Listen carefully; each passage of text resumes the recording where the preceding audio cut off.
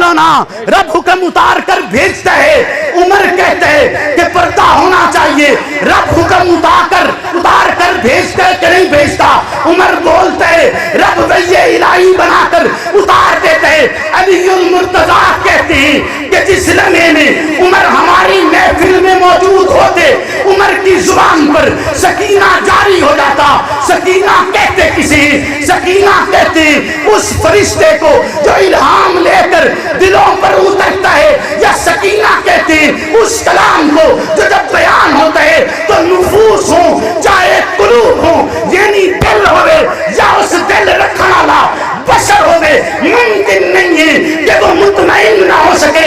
उमर बोले और आदमी मुतमईन ना हो, उमर बोले दिलों को तसल्ली ना हो, उमर बोले दिलों के अंदर इत्मीनान ना आए, उमर बोले सकीना तारी ना हो, उमर बोले रब की तरफ से वही बनकर न उतरे।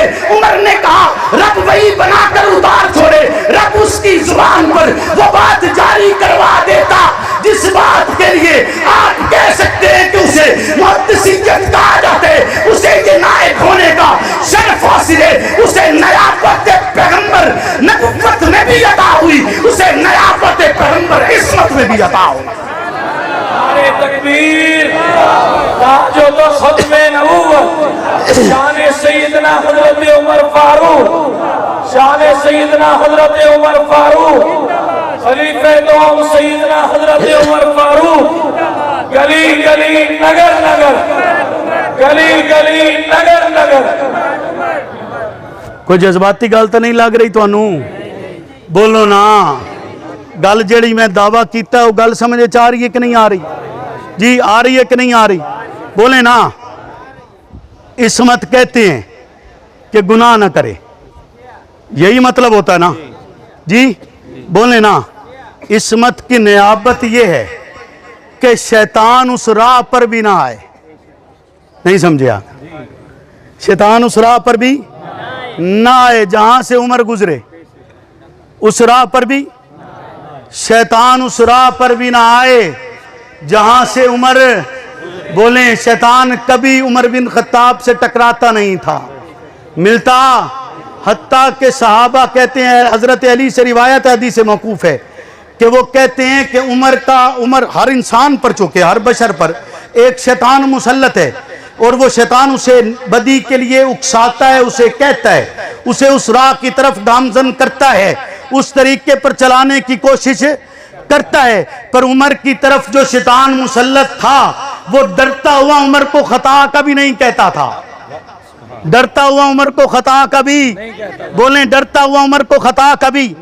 अब ये बात आप कहेंगे कि जनाब हम भी तो यही कहते हैं, उमर का रोब इतना है, हम भी तो यही कहते हैं, दहशत इतनी है, हम भी तो यही कहते हैं, डर इतना है। आप कहते हैं पीर है, आप कहते हैं राबर है, आप कहते हैं मुर्शिद है। ये बातें मिलने में समझ नहीं आ रही कि एक तरफ रोब और दबदबा इतना कि शैतान तक राह बदल जाए, और दूसरी तरफ आप कहते हैं कि वो उम्मत का राबर भी है, राशिद भी है, रुश्द और हिदायत तमावर भी है, हादी भी है, रब की तरफ से उसके मासूम पैगंबर का खलीफा भी है, जिसके लिए पैगंबर के नुत्के मासूम ने खुद कहा कि मेरे बाद तुमने इन दोनों की इक्तदा करनी है, यानी अबू बकर उमर की इक्तदा करनी है। और जब तक तुम अबू बकर उमर की इक्तदा करते रहोगे और उमर जब तक तुम्हारे दरमियान मौजूद रहेगा, तुम पर फितनों का दरवाजा नहीं खुलेगा।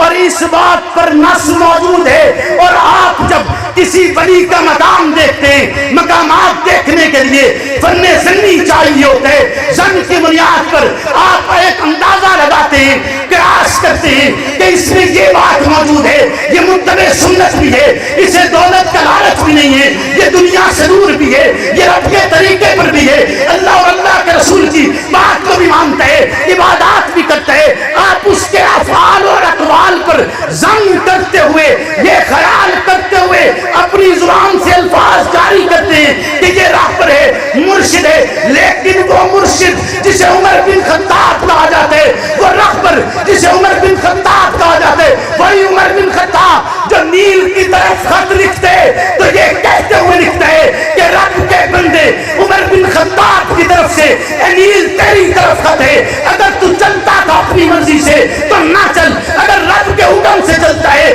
تو چلتا رہے۔ نیل اپنی روانی پہ جاری ہوا اور پہلے سے 12 گنا زیادہ روانی سے جاری ہوا، اور اس وقت سے لے کر آج تک نیل جاری ہے۔ وہی عمر بن خطاب جو چادر بھیجتے مدینہ کے غار سے نکلنے والی آگ واپس پلٹ جاتی ہے، جو درہ مارتے زمین کانپنا چھوڑ دیتی ہے، وہی عمر بن خطاب جو آواز لگاتے یا ساریت الجبل، الفاظ عمر بن خطاب کے منبر رسول پر ہیں، قوم سامنے کھڑی ہے، جمعے کا دن ہے، اور عمر بن خطاب خطبے کے دوران الفاظ ادا کرتے ہوئے کہتے ہیں الجبل الجبل۔ الفاظ سننے کے بعد لوگ پریشان ہو جاتے ہیں کہ عمر بن خطاب کو کیا ہو گیا، یہ کیا ماجرا ہے۔ دوران خطبہ میں الجبل الجبل کہنا شروع کر دیا، نکتہ چینی ہوئی۔ صحابہ نے کہا آپ اس کا جواب کیوں نہیں دیتے؟ عمر بن خطاب کہتے ہیں میں ساریہ کی حالت دیکھ کر پریشان ہو گیا، بے قابو ہو گیا، انہیں قتل کر دیا جاتا۔ میں نے صدا لگا کر انہیں تسلی دیتے ہوئے ان کی رہنمائی کی ہے۔ 70 میل دور کھڑے ہوئے ساریہ کے کانوں میں الجبل کی آواز رب کی قدرت سے پہنچتی ہے۔ عمر بن خطاب کی آواز اس کے لیے راہبر بنتی ہے، عمر بن خطاب کی آواز اس کے لیے رشد و ہدایت کا ذریعہ بنتی ہے۔ جب وہ واپس پلٹتے ہیں کہتے ہیں جمعے کا دن تھا، ہمارے کانوں نے آواز سنی الجبل کی ہوئے، اگر کوئی مشکل مقام آیا یہ کہہ کر گزر جائیں گے بنا فی اللہ کی تحمید، بقا کا راز مصبر ہے، جسے مرنا نہیں آتا اسے